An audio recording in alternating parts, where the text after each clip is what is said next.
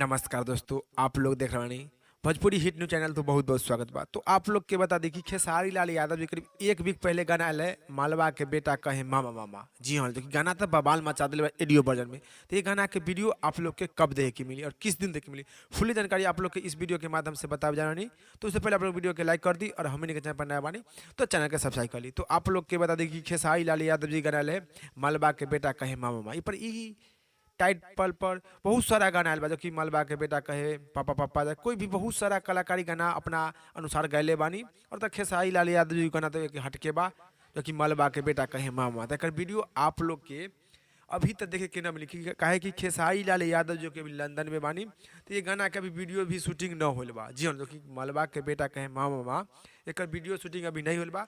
खेसारी लाल यादव जो कि लंदन से आई है, और बाद वीडियो शूटिंग हुई तो बाद ही आप लोग के SRK म्यूजिक के यूट्यूब पर वीडियो देखे की मिली। तो आप लोग हमनी के चैनल साथ मिले यहाँ थे, जो कि खेसारी लाल यादव गाना मलबा के बेटा कहे मामा के वीडियो के तरफ से कोई भी खबर आ जाए, कोई भी जानकारी आई तो आप लोग के बीच में रिपोर्ट लेकर हाजिर हम। तो फिलहाल में आप लोग ऑडियो वर्जन में सुनी और प्यार द्वारा दी। करीब एक वीक में 8 मिलियन से ऊपर व्यू प्राप्त कैले बानी गाना जीवन मलबा के बेटा कहे मामा। तो आप लोग भी जाई और देखिए और प्यार दूरी करीब 10 मिलियन 20 मिलियन व्यू प्राई ऑडियो वर्जन में। और बाद आप लोग के बहुत ही जल्द मलबा के बेटा कहे मामा के वीडियो देख के मिली, जो कि कॉमेडी से भरपूर आप लोग के खेसारी लाल यादव की वीडियो देख के मिली। तो आप लोग के इसी जानकारी के बारे में बतावे करें। तो इस जानकारी के बारे में का राय बा, का विचार बा, आप लोग नीचे कमेंट बॉक्स में बताएं। फिलहाल में इतने, फिर से मिलेंगे नेक्स्ट वीडियो में। जय हिंद, जय भोजपुरी।